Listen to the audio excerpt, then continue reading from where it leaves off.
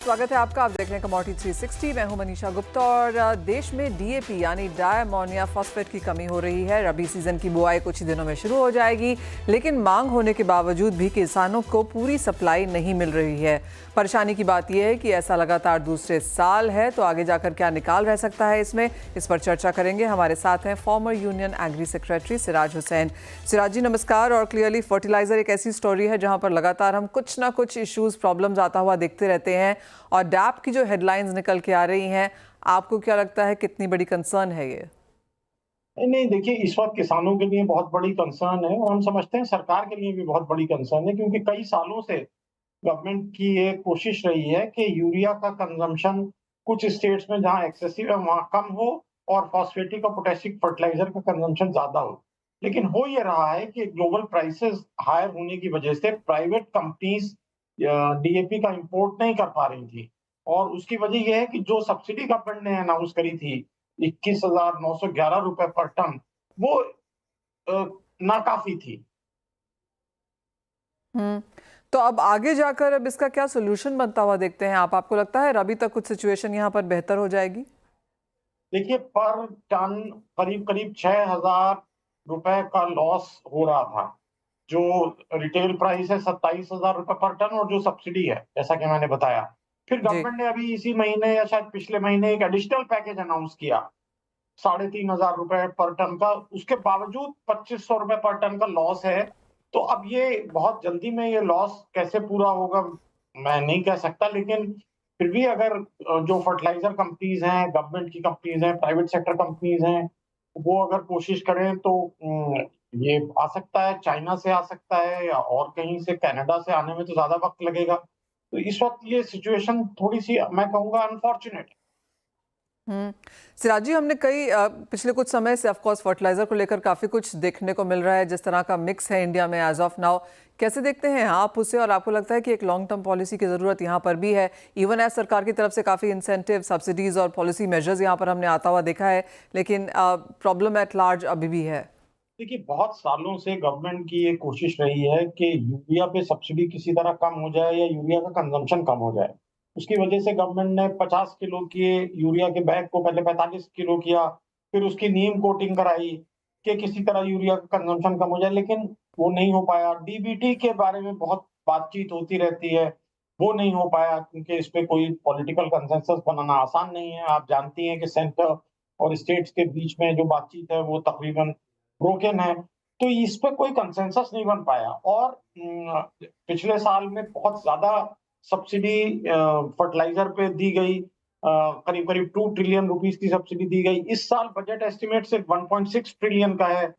तो हम समझते हैं कि अब शॉर्ट टर्म में तो इसको इम्पोर्ट करके पूरा करना चाहिए, जिससे कि हमारी प्रोडक्टिविटी, इस साल बहुत अच्छी बारिश हुई है, रबी की फसल बहुत अच्छी होने की उम्मीद है। पोटैटो में, मस्टर्ड में, व्हीट में, इसमें सब में डीएपी की ज़रूरत पड़ेगी। तो इस वक़्त तो इसको पूरा करना चाहिए, बाकी लॉन्ग टर्म पॉलिसी तो आगे चल के जब बनेगी तो बनती रहेगी।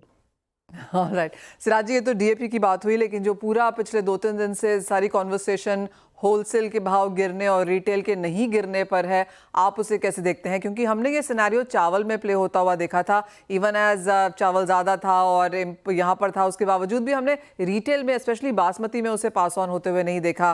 खाने के तेलों में अच्छी खासी तेज़ी है। पल्सेस की बात ऑफकोर्स यहाँ पर कल कॉमर्स सेक्रेटरी ने की ही है।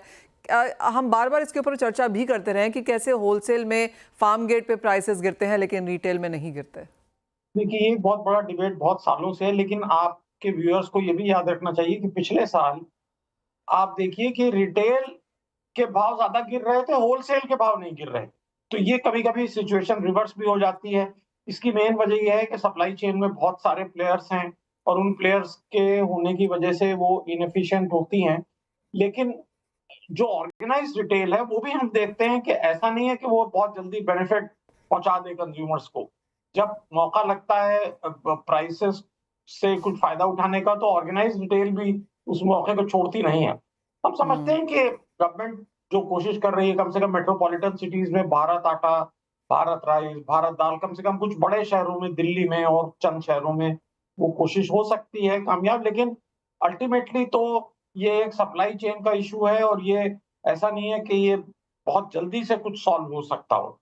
इसकी एक हम्म। वजह ये भी है कि इतनी तरह की रिस्ट्रिक्शंस स्टॉकिंग पे ईसी एक्ट की लिमिट, एक्सपोर्ट रेस्ट्रिक्शंस, इतनी तरह की लिमिट लगती हैं कि उसमें उसके स्टोरेज में इंसेंटिव नहीं दिखाई देता है ट्रेड को, और बल्कि ट्रेड भी बहुत परेशान रहती है कि मालूम नहीं किस चीज पे कब ईसी एक्ट की रेस्ट्रिक्शन लग जाए। जी, एक्चुअली सिराज जी, पहले हमने देखा था सरकार ने यहाँ पर एडिबल ऑयल इंडस्ट्री को बुलाया था और उनको कहा था कि क्योंकि अब इंपोर्ट ड्यूटी में फेरबदल किया है, लेकिन जो पहला स्टॉक है वो पुराने प्राइस पे ही बिकना चाहिए। अब हमने ये दालों के साथ भी होता हुआ देखा है कि सख्त कदम उठाए जा सकते हैं अगर दालों वालों ने ये जो प्राइस डिक्लाइन है ये पास ऑन नहीं किया। सरकार पुश करती रह सकती है, लेकिन जैसे आपने कहा कि जिस तरह की लंबी वैल्यू चेन यहाँ पर है, डिस्पैरिटीज़ हैं, लोकेशन बेस्ड यहाँ पर इश्यूज भी हैं, कोई बहुत जल्दी इसका निकलता हुआ देखते हैं आप? ऑल्सो द रीज़न मैं आपको ये सवाल पूछ रही हूँ क्योंकि फेस्टिविटीज़ हैं सामने और सरकार कहीं ना कहीं चाहेगी कि भाव ठीक हो जाए। देखिए, ये अब पल्सेस के मामले में हमने कई बार लिखा भी है, इंडियन पल्सेस ग्रेन एसोसिएशन की मीटिंग में आप भी थी और आपने भी देखा है कि वहाँ किस तरह की बातें होती हैं। अब ये ऐसे प्राइवेट ट्रेड को ऐसे थ्रेटन करने से तो होता नहीं है काम। अच्छी खबर ये है कि तूर के का एरिया बढ़ा है, और जब एरिया बढ़ा है तो दिसंबर जनवरी में जब वो क्रॉप हार्वेस्ट होगी तो तूर के दाम गिरेंगे, और जब तक दाम नहीं गिरते हैं तब तक जो गरीब कंज्यूमर्स हैं वो तो तूर की जगह चने की दाल खाने लगेंगे, उनकी शिफ्टिंग हो जाती है दूसरी किसी दाल में। लेकिन जो मिडिल क्लासेस हैं, जरा बेहतर इनकम वाले कंज्यूमर्स हैं, वो ज्यादा दिक्कत में होते हैं। तो इसका कोई बहुत इमीडिएट सोल्यूशन नहीं है। हम नहीं समझते कि ईसी एक्ट से ये मामला हल हो सकता है। जी, सिराज जी, एक फाइनल सवाल रबी के ऊपर, और ऑफ कोर्स अगेन यहाँ पर अटकलें लगाई जा रही हैं कि एक बेहतरीन ये सीज़न रह सकता है क्योंकि बारिश देर तक हुई, अच्छी भी हुई है। आप एक ओवरऑल इनिशियल सिनारियो कैसा उभरता हुआ देखते हैं? नहीं, देखिए, रबी के लिए तो बहुत अच्छी मॉइस्चर लेवल्स बहुत अच्छे हैं, रिजर्वायर लेवल्स बहुत अच्छे हैं। जहां तक मुझे मालूम है सीड का अवेलेबिलिटी अच्छी है, लेकिन जाहिर है कि डीएपी की अवेलेबिलिटी चाहिए। अब अगर अब पोटैटो फार्मर्स हैं, पोटैटो फार्मिंग यानी कि पोटैटो की शुरू हो रही है अब सीडिंग, जो सोइंग है। तो अब अगर टाइम पे डीएपी अवेलेबल नहीं होगा तो जाहिर है कि पोटैटो की क्रॉप उससे अफेक्ट होगी। कुल मिला के रबी का बहुत पॉजिटिव आउटलुक है, बल्कि हम तो ये कहेंगे कि जो खरीफ की फसल आ रही है उसमें गवर्नमेंट के सामने चैलेंज है कि कम से कम सोयाबीन फार्मर्स को एमएसपी तो मिले।